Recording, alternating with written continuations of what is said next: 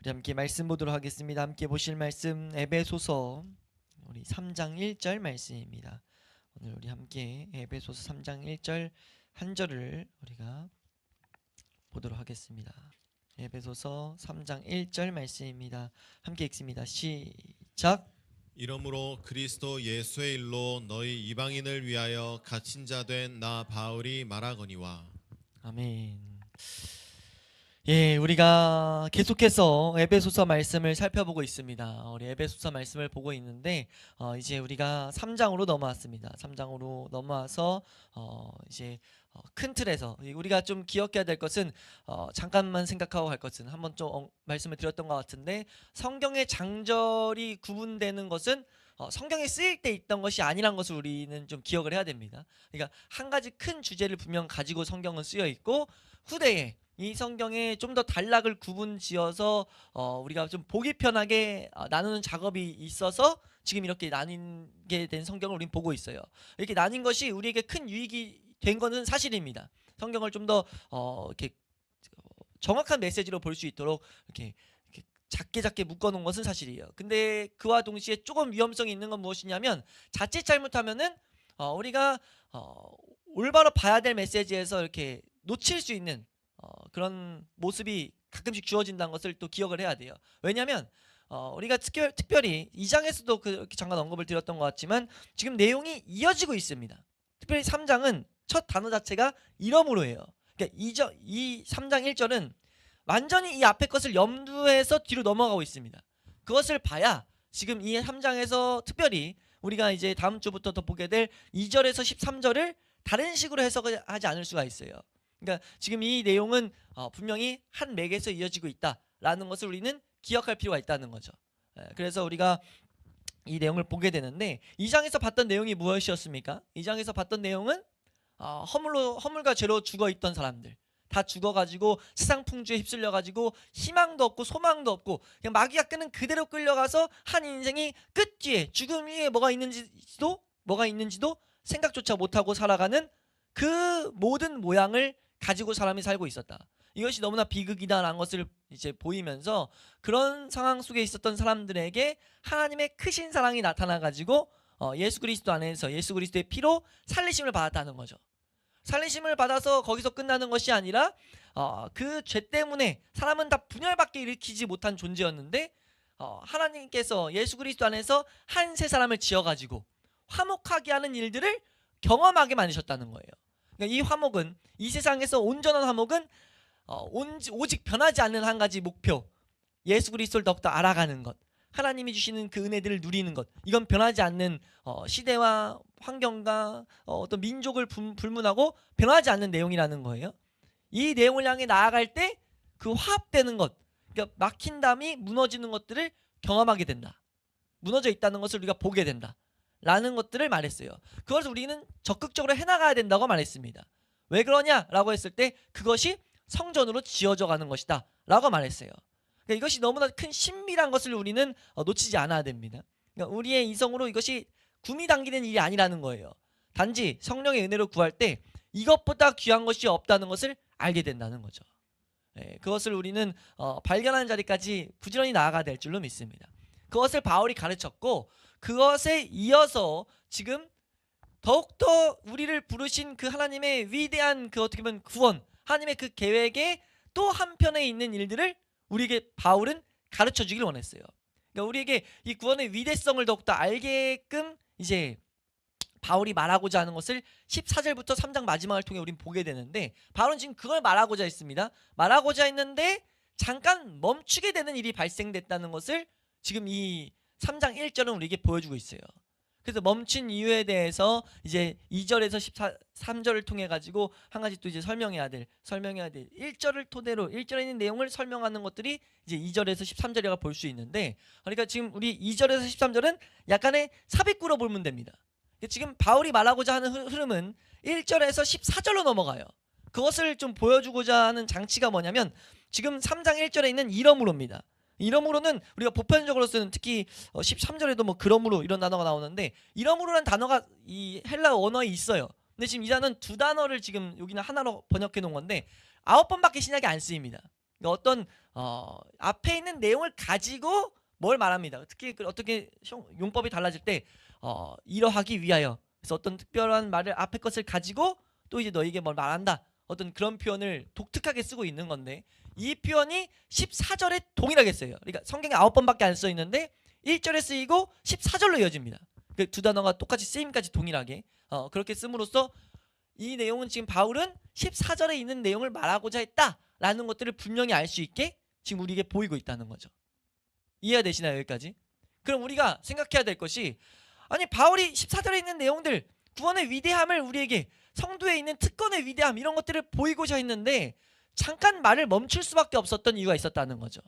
바울이 이 말을 하다가 멈출 수밖에 없었던 이유가 무엇이냐라고 했을 때, 지금 바울이 이 성경을 쓸 당시에 바울이 로마 감옥에 갇혀 있었다는 것이 지금 바울의 마음에 이제 하나의 걸림이 됐습니다.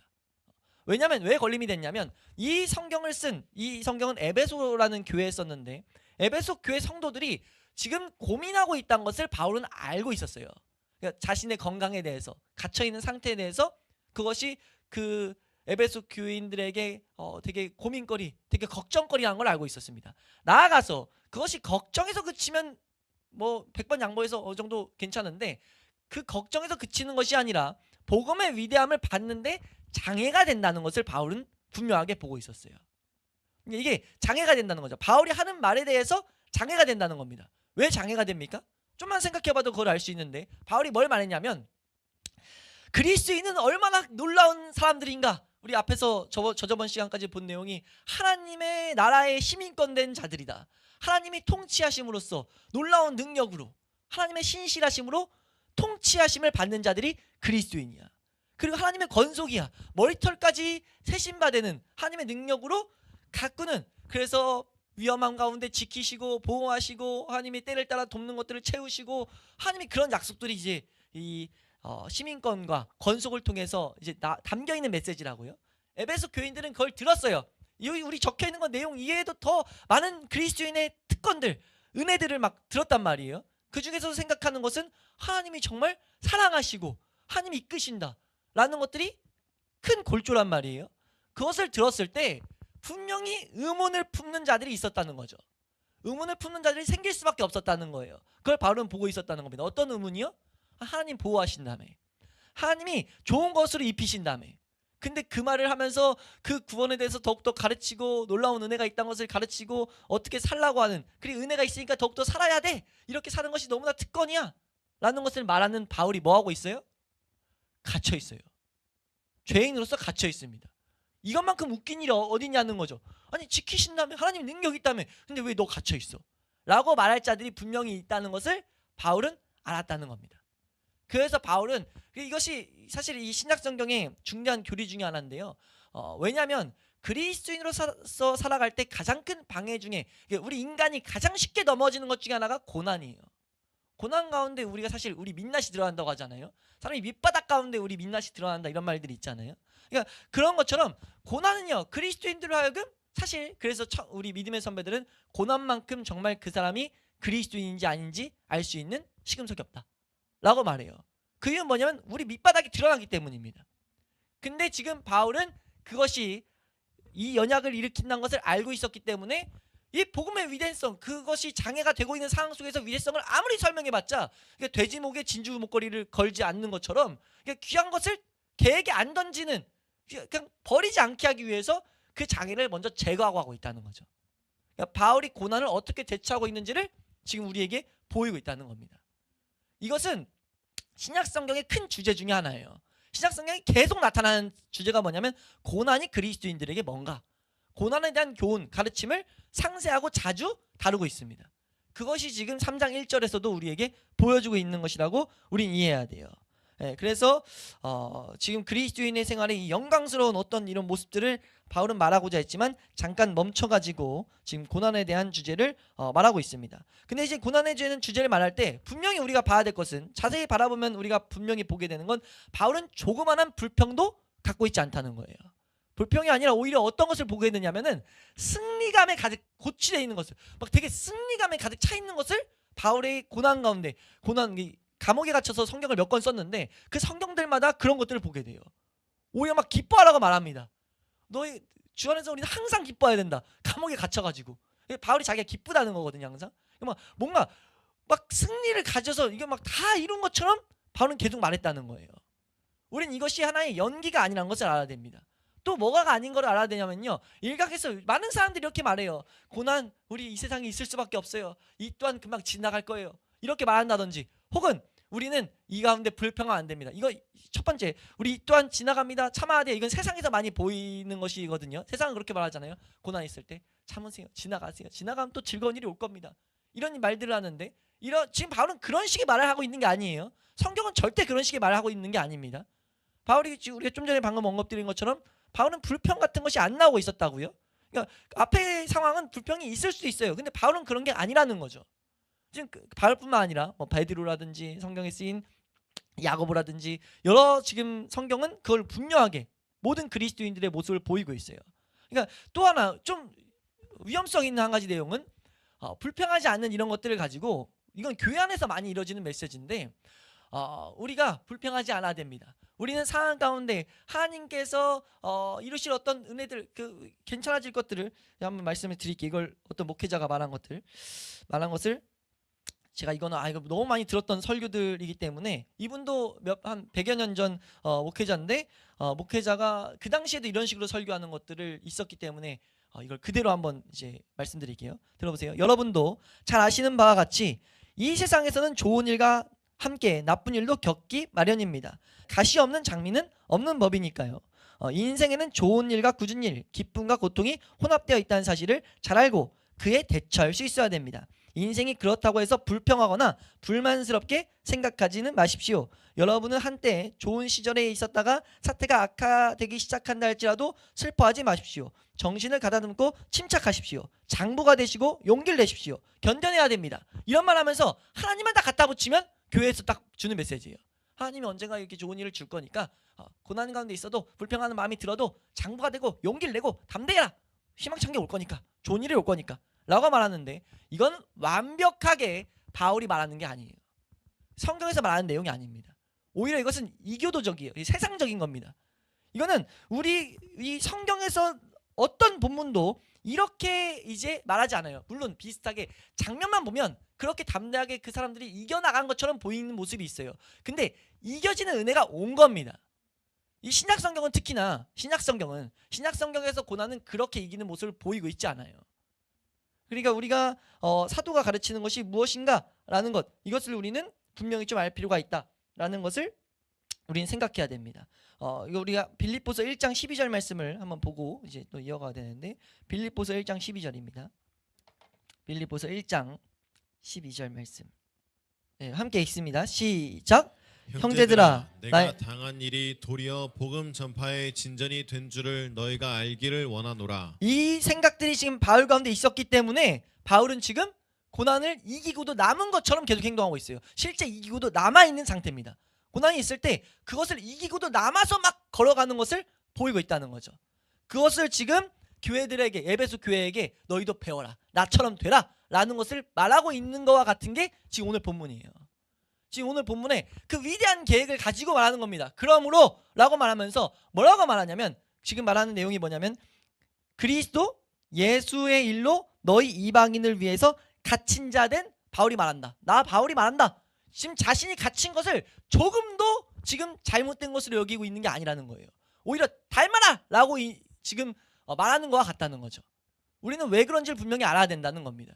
그게 방금 읽었던 지금 한 가지 마음에 있었던 것이, 형제들아, 내가 당한 일이 도리어 복음의 진보가 된 줄을 너희가 알기를 바란다. 그러니까 여러분들이 이 모든 이 모습에 대해서 보고 있는 것 같이, 내가 깨닫고 있는 것 같이 여러분도 깨달을 수 있기 바랍니다. 내가 이 고난 가운데 깨달은 게 있는데 여러분도 깨닫길 바래요. 지금 이렇게 말하고 있다는 거죠. 우리가 그것을 분명히 봐야 될 줄로 믿습니다. 그것이 뭐 성경 곳곳에 나와요. 디모데후서에서도 보면은 이런 말씀이 있어요. 2장에 내가 그리스도 예수의 좋은 군사로 나와 함께 고난을 받을지니, 너가 그리스도 예수의 좋은 군사로 나와 함께 고난을 받아라, 이렇게 말하고 있어요. 디모데에게 말하면서 내가 지금 고난받고 있는데 너도 좋은 군사로 되기 위해서 고난 받아라, 이렇게 말하고 있다는 거죠. 참으면 또한 함께 왕노릇 할 것이요 라고 하면서 고난 가운데 이제 우리에게 분명히 봐야 될 메시지들을 하고 있다는 겁니다.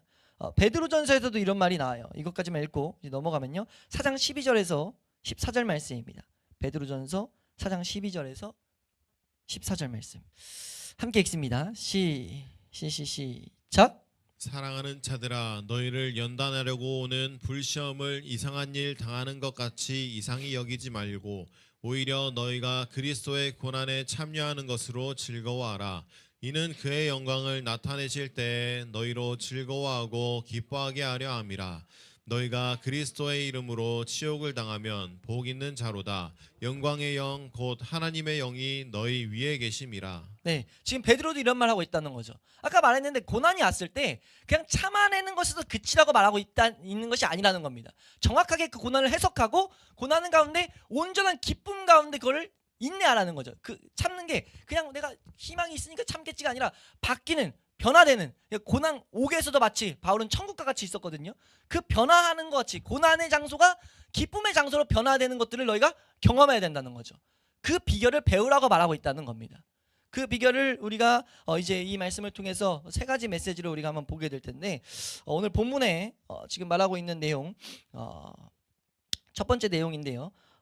이 본문을 이 1절을 잘 봐야 되는데 1절 다시 한번 읽고 우리 이 내용을 좀 설명드리겠습니다. 1절입니다. 시작. 이러므로 그리스도 예수의 일로 너희 이방인을 위하여 갇힌 자 된 나 바울이 말하거니와. 아멘. 그리스도 예수의 일로 너희 이방인을 위해서 갇힌 자. 이게 갇혀 있는데 앞에 수식을 붙여요. 그리스도 예수의 일로 너희 이방인을 위해서 라는 표현을 하고 있는데요. 이거는 뭐 여러 가지 해석도 있고 여러 가지 의미도 메시지도 분명 있지만 분명한 거 한 가지는요. 바울은 지금 자기가 예수 그리스도를 처음 만날 때를 정확하게 가르치고 있어요. 그러니까 바울이란 인물은 처음부터 예수님을 믿었던 인물이 아닙니다. 바울은 예수 그리스도를 믿는 자들을 오히려 죽였던 자들이에요.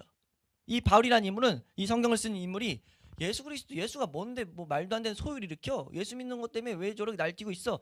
그렇게 해서 사회를 이제 어지럽게 한다고 예수 믿는다고 하는 사람들을 죽이고, 한 명을 죽였는데 죽인 것에서 그치지 않고 와 이거 가만두면 안 되겠다 해가지고 영장을 받아, 지금으로 보면 따지면 영장을 받아가지고 다메섹이라는 도시로 그리스도인들을 잡아서 죽이려고 가두려고 가다가 거기서 예수님을 만나요. 예수님을 만나고 거기서 여러 메시지가 있지만 확실한 한 가지는 예수님이 뭐라고 말하냐면 너가 이방인을 위한 사도가 돼야 되겠다. 이방인을 위해서 나를 증거하는 그 증거자가 돼야 되겠다. 라는 그 부르심을 받고 여기까지 온 거예요. 그러니까 지금 이 한마디에는 그 부르심의 사건이 지금 염두되어 있습니다.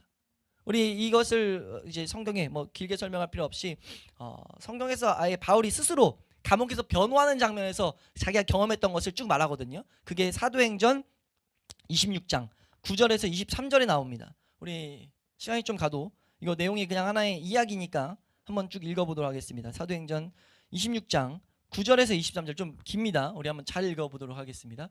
함께 읽습니다. 시작. 나도 나사렛 예수의 이름을 대적하여 많은 일을 행하여야 될 줄 스스로 생각하고 예루살렘에서 이런 일을 행하여 대제사장들에게서 권한을 받아 가지고 많은 성도를 옥에 가두며 또 죽일 때 내가 찬성 투표를 하였고 또 모든 회당에서 여러 번 형벌하여 강제로 모독하는 말을 하게 하고 그들에 대하여 심히 격분하여 외국 성에까지 가서 박해하였고 그 일로 대제사장들의 권한과 위임을 받고 다메섹으로 갔나이다.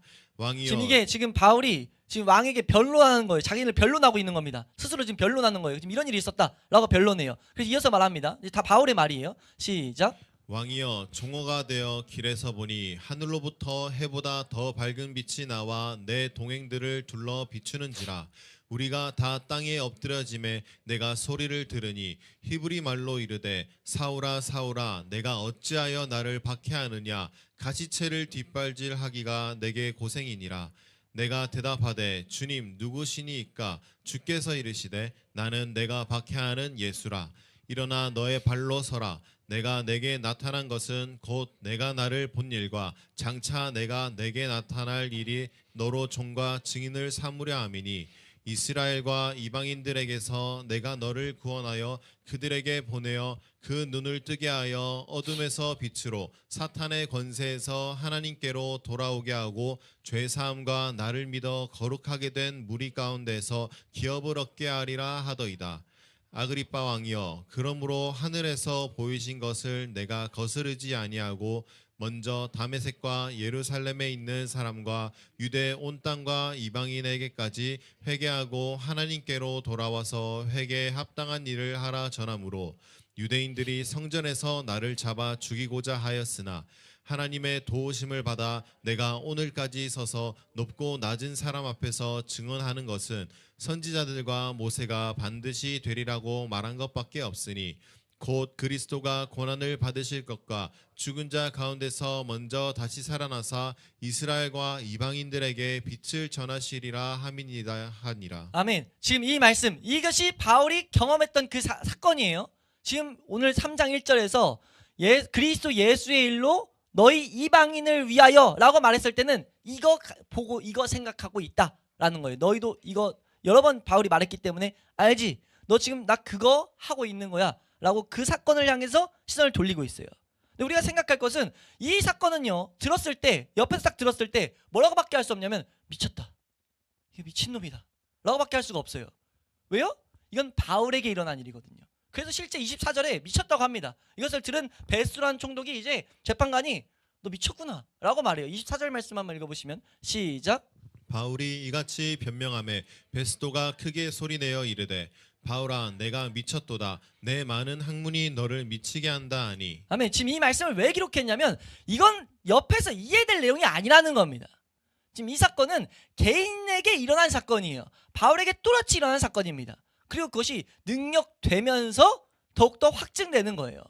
지금 바울이 이 3장 1절에서 말하는 내가 그리스도 예수의 일로 너희 이방인을 위해서 갇힌 바 라고 했을 때 바울은 뭐라고 있는 거냐면 그 사건을 생각하고 있다는 겁니다.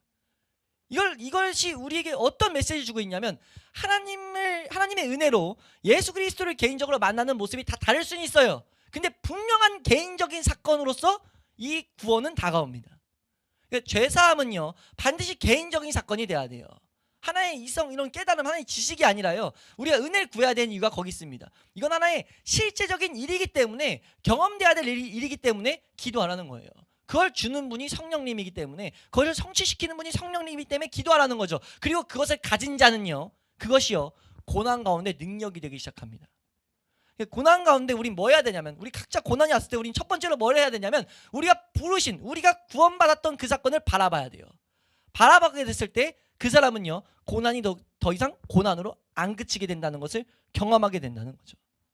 그러니까 우리가 지금 고난 가운데 바울처럼 이기고도 남을 수 있는 첫 번째 비결이 무엇이냐라고 했을 때는요, 개인적인 확실한 이 체험을 가지고 있어야 된다는 거예요. 우리 한번 따라하겠습니다. 예수 그리스도를 개인적으로 알아야 한다. 바울이 말하는 게 뭡니까? 예수 그리스도를 모독하고 거부했던 자신이 예수님의 사도로서 성전으로 지어져가는 이 특권을 자기가 가졌다라는 것을 보고 있었다는 거죠. 내가 예수 그리스도의 은혜로 부름받고 거기서 그치지 않고 내가 이 성전을 함께 지어져가는 일에 이 특권을 내가 지금 가졌다는 것을 보고 났더니 이 일을 위해서 고난받는 거? 당연히 일을 하다 오는 방해가 이 일에 있는, 마치 옛날에 장렬히 죽을 때, 전쟁 가운데 장렬히 죽을 때 그 사람들이 이제 막 영광 가운데 죽었다 막 이렇게 하는 것처럼, 이 우리나라도 있잖아요. 그걸 영광스럽게 표현한다고 했을 때 전쟁 가운데 죽으신 분들을 뭐라고 하죠? 국가 유공자라고 한단 말이에요. 나라에서 기억해놓고 지키고, 그걸 옛날에 이제 좀 더 그런 데 의미를 뒀었을 때는, 나라를 지키는 데 의미를 뒀었을 때는 가문의 영광으로 여겼어요.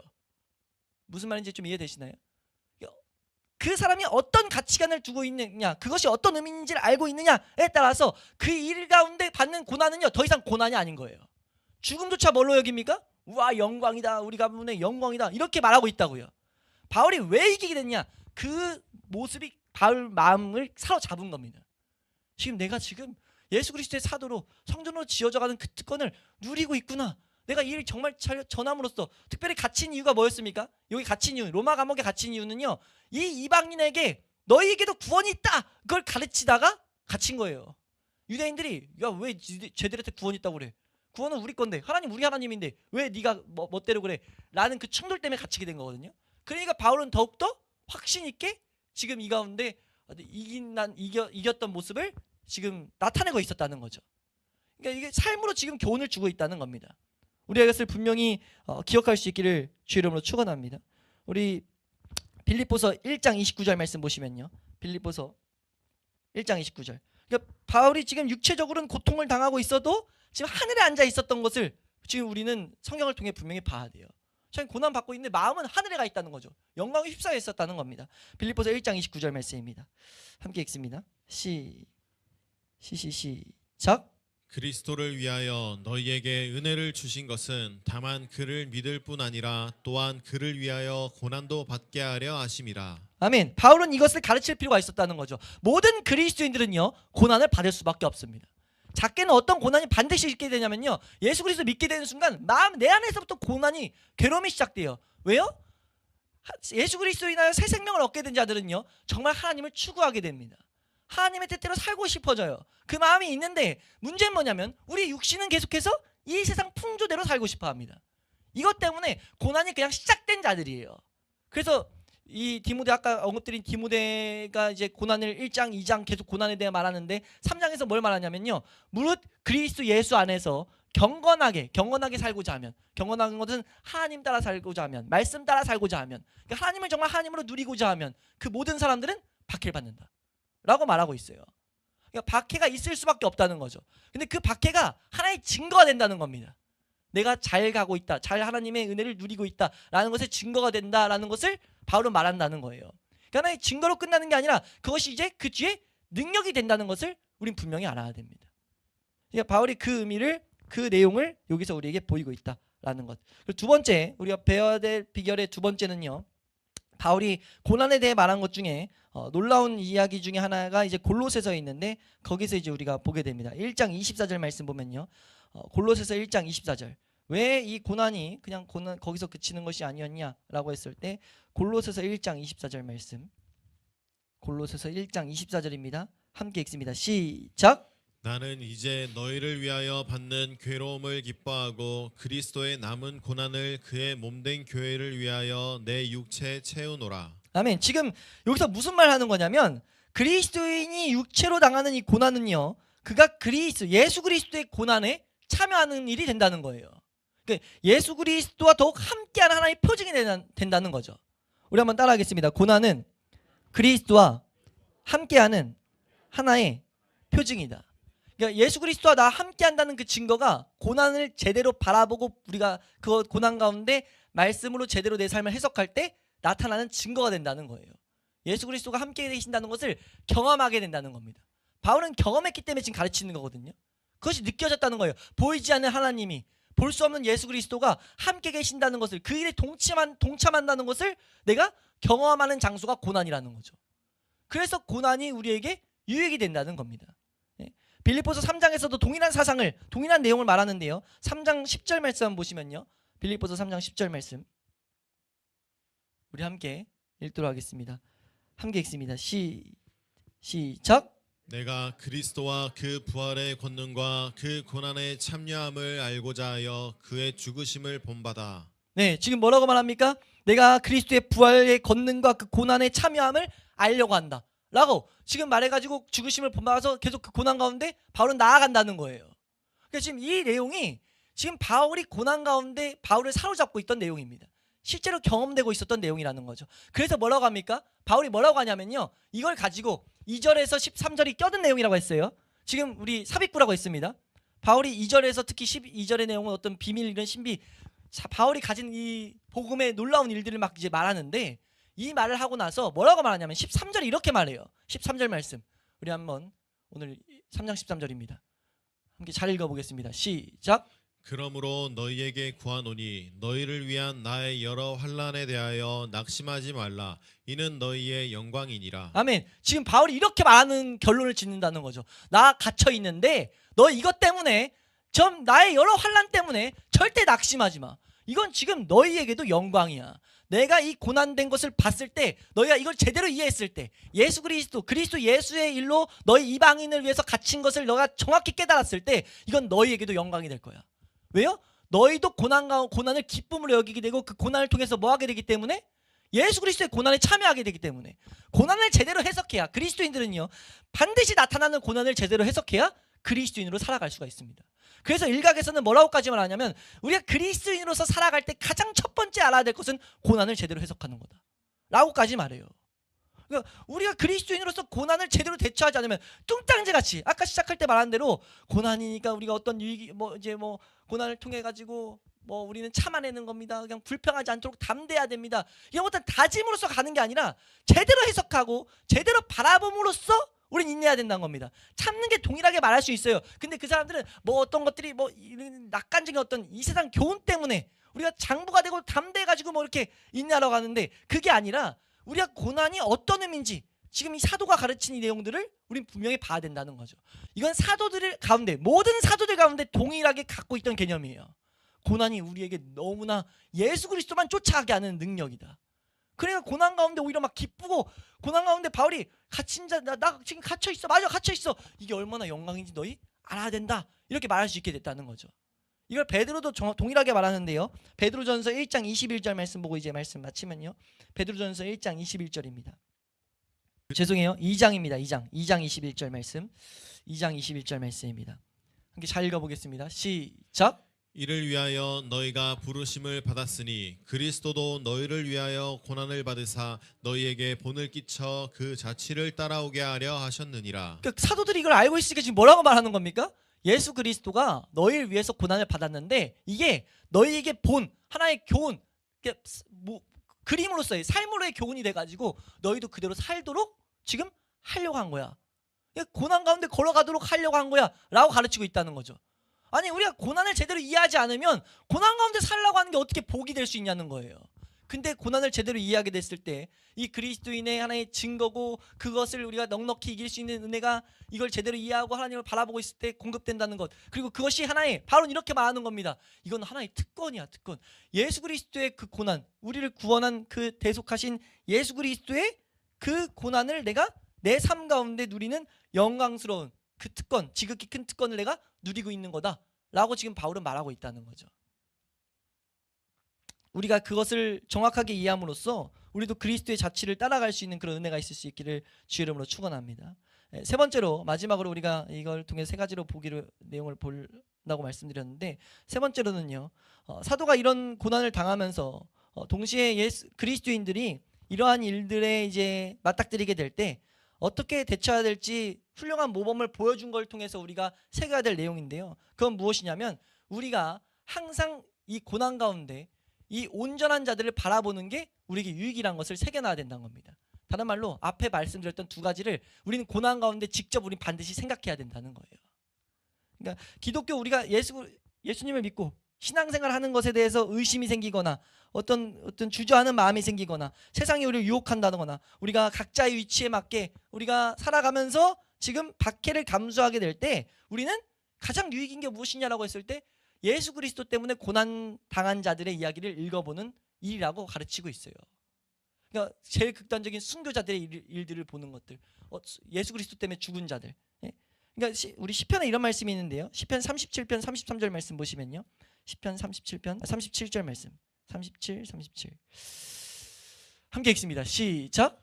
온전한 사람을 살피고 정직한 자를 볼지어다. 모든 화평한 자의 미래는 평안이로다. 이거 하라는 거죠. 우리가 고난 가운데 온전한 사람들을 살펴야 됩니다. 그리스도인들을 살펴야 된다는 거예요. 이걸 신약 성경에도 말하고 있는데 우리 히브리서 13장 7절 8절 말씀 보시면요. 히브리서 13장 7절 8절 말씀 함께 우리 읽도록 하겠습니다. 13장 7절 8절 말씀입니다. 함께 읽습니다. 시작. 하나님의 말씀을 너희에게 일러주고 너희를 인도하던 자들을 생각하며 그들의 행실의 결말을 주의하여 보고 그들의 믿음을 본받으라. 예수 그리스도는 어제나 오늘이나 영원토록 동일하시니라. 지금 뭐라고 말하고 있냐면 히브리서가 마지막이 13장인데 왜 이렇게 말하고 있어요. 너희를 인도하던 자들을 생각하며 그들의 행실의 결말을 주위에서 봐라 라고 말하고 있다는 거죠. 이건 우리가 주위에서 볼 때 뭐가 생긴다는 거냐면 능력이 동일하게 우리 가운데 생긴다는 겁니다. 많은 믿음의 사람들이 여러 폭군들과 막 여러 공격들, 마귀가 굶주린 사자처럼 막 공격하는 그 공격 가운데서도, 박해 가운데서도 예수 그리스도의 진리의 이 실체를 알았기 때문에 담대하게 넉넉하게 이기면서 걸어갔던 것을 우리가 본을 따라서 그 믿음을 본받는 자리까지 나아가게 된다는 거예요. 우리가 이것을 제대로 이해해서 우리가 이 세 번째 우리가 기억해야 될 것은 이것을 고난 가운데 실제로 기억하고 이것을 바라보고 은혜를 구할 수 있는 그런 모습이 있을 수 있기를 주의 이름으로 축원합니다. 우리 이건 마지막에 이 부분에 대해서 바울에 대한 내용을 강의한 것을 한번 좀 그대로 우리가 듣는 게 유익이어서 한번 말씀드리고 마칠게요.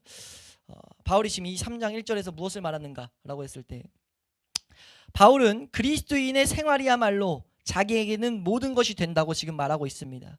즉 그리스도는 그에게 만유이시며 만유 안에 계신 분입니다.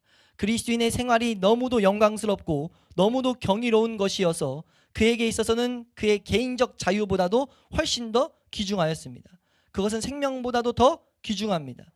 그는 실제로 빌립보 교인들에게 다음과 같이 편지한 것과 같은 말을 하고 있는 것입니다.